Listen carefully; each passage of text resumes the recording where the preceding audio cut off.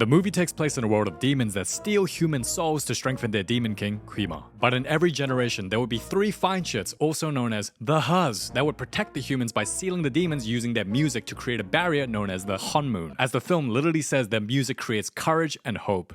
Yay! Now the 3 chosen Huz are known as demon hunters, and their ultimate goal is to one day create the golden Hunmoon, which will create a barrier so strong that will get rid of the demons from the human world forever. And I think it was a nice cultural reference to show us each passing generation of how much K-pop has changed over time. It's your turn because I failed you. So the elder Huz pretty much says, we failed y'all and it's your turn now, putting the entire fate of the world on these 3 girls' shoulders. Now they're in the K-pop group called Huntrix, as the girls' names are Rumi, Mira, and Zoe. And Mira's pretty much described as a spoiled brat with an attitude that comes from a well-off family. And for Zoe, what's funny about her is that when they mention her, they're like, oh, she's so cute and lovely, but the moment she starts rapping, you better watch out. Like, I know she's 5 feet tall, but when she starts rapping, she's really scary. But for Rumi, her backstory is actually pretty sad because her mom was a K-pop idol that died when she was an infant. So another member of that group's like, why don't I raise this kid and exploit her into the K-pop industry? Now, the K-pop industry isn't as glamorous as people think, so when I see a full-grown adult trying to train and raise a child to be used as an entertainer for other people's entertainment, to be judged and criticized, I'm just like, are you really a good parent? We goon to Rumi every day. She brings us to tears. My biases. So the concert's about to start, but the trio's still on a plane too busy snacking. And this scene is pretty inaccurate considering K-pop idols consume probably around 500 or 600 calories a day, and they're definitely not gonna be feasting on snacks before a show because that's just gonna make them puffy and bloated. Like, there's literally a scene after where they're like, let's have ramen, and I'm like, bruh, you're not gonna eat ramen just before a show because you're just gonna get bloated on camera. So they get a call from their manager and have an interaction with their fans, and we get this.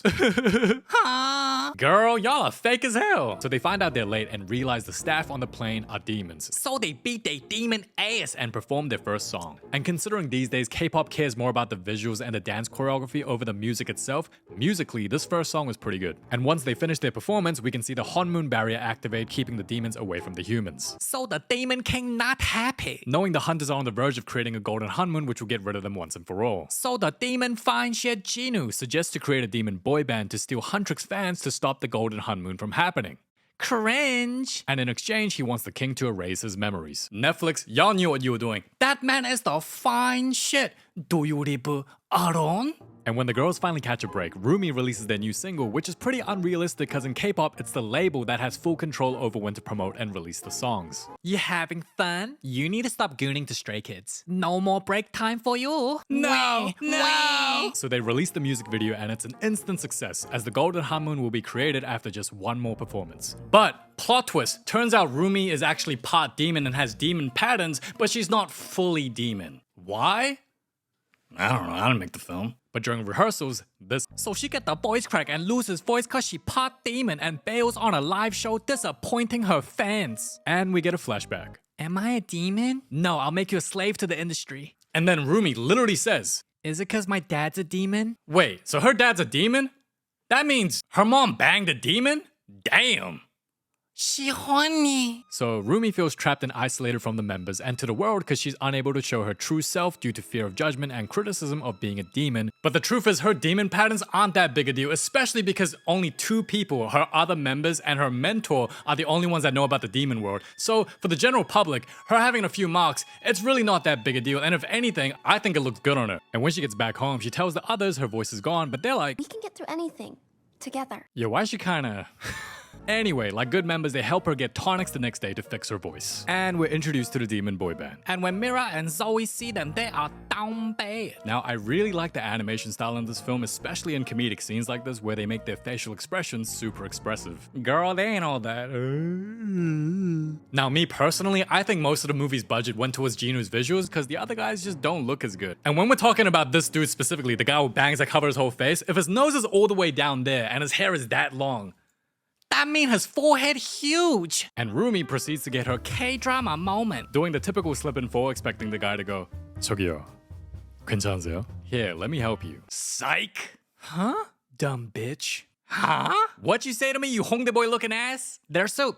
And later, the demon boy band performs this song Soda Pop as this dude literally air humps the Ajuma lady. Oh, he gave her the kimchi thrust. Now she pregnant and happy as hell. You know what's funny? If it's an ugly dude, it's called harassment, but if it's a good-looking dude, it's called fan service. So they do their little dancey dance, and the song is pretty catchy, but the girls find out they're demons, so when the boys give gifts to attract some fans, the girls just take that shit and just make the kids cry. Oh, she looked devastated. But what's funny is if anyone caught that on camera, that's the kind of shit that would get an idol group cancelled in Korea. And after a successful debut performance and a smug look from Rumi to Jinu, the girls are convinced they need to die. So the girls somehow think it's a good idea to kill them during a live broadcast on a variety show, but Jinu seeing this calls Huntrix out to the audience and sets them up to lose some fans. Huntrix will go down the slide because they'll do anything for their fans. For the fans. Yeah! Sounds like they're taking a shit. All negative order. We love you. So respectful. Love you more. We're fake. No, we're fake. And when the show ends, the boys dip, only to be confronted again at a bathhouse.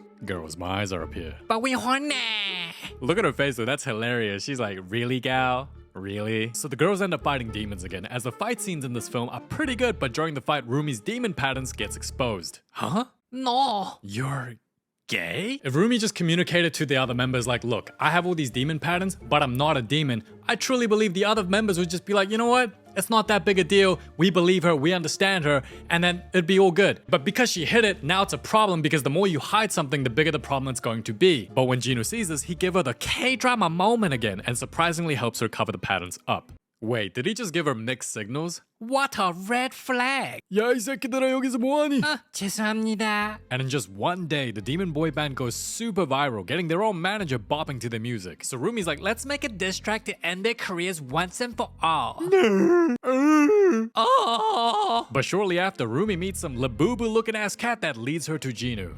Yeah. That's some ugly ass pants. Girl, I know you got money. Why your pants look like it's from Walmart? Then Jinu tells her his backstory that he was extremely poor and his family was broke and he went out into the streets to play music to feed his family but couldn't because he wasn't talented. So he gets help from the Demon King, becoming talented at singing and uses it to live a good life, but the demon patterns quickly consume him to live in the demon world, thus making his family even more worse off than before. Wait, so you're telling me you were born with an incredible face card and you still managed to be born and stay poor?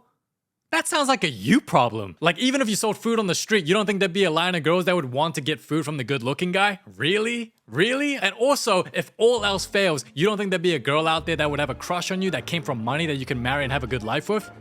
Also, if you knew you weren't talented at singing, then why the hell would you go out on the streets and start singing? What are you, dumb? Like, you know you sound like shit, so why would you do that? Bruh, just listening to his backstory, he's just stupid. Like, you were born with an incredible face card that could be used for endless possibilities, but instead, you just went, why don't I make a deal with the devil so that I can feed my family? What are you, dumb? So, no, this whole victim story that you're telling us, it just doesn't apply to you because you're pretty much saying, man, I was born with an amazing, beautiful, good-looking face, but I was born with nothing. I had nothing. Anyway, they have a few flirtatious moments and then he dips. Meanwhile, Zoe has a crush on this dude, and I'ma say it again. Bruh, if your nose is all the way down there and your hair is this long, Your forehead huge. bro, she is literally drooling over Korean Megamind. So while the girls write the diss track, the Demon Boys become the biggest hot topic, stealing more of the Huntrix fans, making a Golden Honeymoon even more difficult than before. And when Huntrix has a fan signing, the Demon Boys show up and take half their fans, so Rumi decides to do the fan signing together. Men are gross. Forehead. Bro, what is he doing? Yo, that's narcissism on another level. Can you guys just kiss already? I'm a goon to both of you every night. Boy, you ain't all that. Well, why don't I show you back in my place? Bitch! Now, it's pretty obvious the film is going for an enemies to lovers story between Rumi and Jinu. But unfortunately, after the fan meeting, the plot, dare I say, starts to get boring. It's a mix of Rumi not wanting to perform the diss track anymore because she starts sympathizing more with the demons. Then Mira gets sus of Rumi's changed behavior, and when she calls her out on it, Rumi just gaslights her. And we get a couple of scenes of Rumi slowly falling for Jinu as she's all like, I know you're a demon, but I can fix him. Help us get the golden honeymoon, Jinu Daddy. Okay, bye. Yeah, bye. but plot twist. We then find out from the Demon King that Jinu lied to Rumi about his past and that he actually abandoned his family when his life got better, and that's why he wants his memories erased. And with more and more people go missing while demons feast on human souls, Rumi gets a flashback of the time she wanted to tell her friends the truth about the patterns. Maybe they'll understand. And the Guardian's like, hell no! They must never know until your patterns are gone. So essentially, the Guardian is one of the villains of the film because she makes Rumi hide her flaws rather than embrace it and lie to the other members. So the Idol Awards take place where the Demon Boys go against Huntrix, but when the boys are caught on stage, for whatever reason, they fail to appear, giving Huntrix the advantage to win. So when the girls perform Golden and everything's going well, suddenly Something wrong. Hachima, my slave. And despite being so close to creating a golden honeymoon, Mira and Zoe try to save their manager only to be tricked and set up by the demons to separate them from Rumi. Then demons disguised as the other members appear, You want Korean cup noodle or you want Asian fried rice? and they expose her patterns. And when the actual members see the patterns, they're like, what the helly? She a liar. And by the time Rumi tells them the truth, she's like, Please believe me. I got you 10 labubus while you lied to me? now, not gonna lie, this part of the film is pretty predictable. Like, we knew from the get-go, like when she was hiding her demon patterns, eventually at some point in the film, she was gonna have to face that problem. Oh, and fun fact, when her marks were revealed to the public, they didn't care about the marks at all. If anything, they were like, yo, why is there hostility between the members? So if she was just honest about it, it would have been chill. So she cried and ran away. Then meets Jinu, who admits he lied about his past. I like men. 아니야. 오빠. I goon to men. 하지 마. So he admits he's a piece of shit for leaving his family, and well, At least he's self-aware. We love a self-aware king. so Huntrix rankings go down after their bad performance, the Honmun gets destroyed, and everyone in the city gets hypnotized into loving the Demon Boys, including Zoe and Mira. But meanwhile, Rumi meets her guardian, who only continues to try cover up her patterns again and tells her to gaslight the members that they're Delulu because she's not a demon. But Rumi's upset because she realizes at no point did her guardian accept her for her true self and instead force her to hide and pretend to be somebody that she's not. And if the film's message is that we shouldn't pretend to be somebody that we're not, rather we should embrace our flaws and insecurities, even if that means someone's not gonna like us, that we should just own it, I think that's a great message, especially when it comes to Korea. Because there's a reason why every K-pop idol will talk and act the same on camera, because they're media trained. They know that if they're outspoken about a subject or act different and have a dumb opinion about something, it could be the very reason why their whole group gets cancelled. And that's why you don't see a lot of authenticity in South Korea, because authenticity in the K-pop industry is frowned upon rather than encouraged. So if the deeper message is actually taken seriously, I think it'd be great if more idols weren't so afraid of hiding their true selves to avoid backlash and judgment,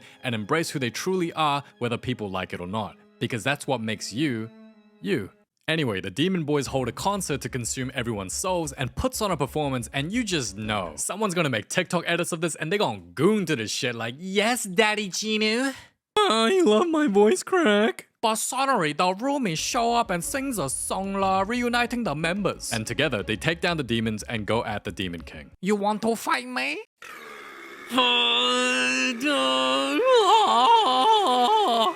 And Jinu sacrifices his life for Rumi. Opa, no. Are you? Open-minded? That's a big-ass forehead. So Jinu dies, Zoe and Mira kill the Demon Boys, and with the power of music, they defeat the Demon King. Yay! And that's how the movie ends. But the thing that confuses me is the public saw Huntrix kill the Demon Boys. And if they're not aware of the demon world, wouldn't they see Huntrix as murderers? Because this is the dilemma. If the public knew about the demons, they would have reacted to Rumi's patterns. But since they didn't, that would mean they're unaware. So if they don't know about the demons, how you gonna magically explain one of the biggest boy bands just suddenly disappearing and people saw Huntrix kill them, but they're somehow not seen as murderers? Like, Huh? It don't make sense lah. now, overall, I enjoyed this film as I appreciate Netflix for even portraying a bit of Korean culture to such a large global audience. Now, me personally, I haven't listened to K-pop since 2016, and those were the days for me where BTS was coming up, EXO was at its peak, Big Bang's still there, and Blackpink's a rookie group. Those were the days for me. And the amount of people hitting me up this week alone telling me to do K-pop Demon Hunters was definitely surreal. You guys must have liked this film a lot, but yeah, I got you. And to anyone who's watched this film, feel free to comment your thoughts down below. Thank you so much for watching. It's been your boy KC. And yeah, till next time.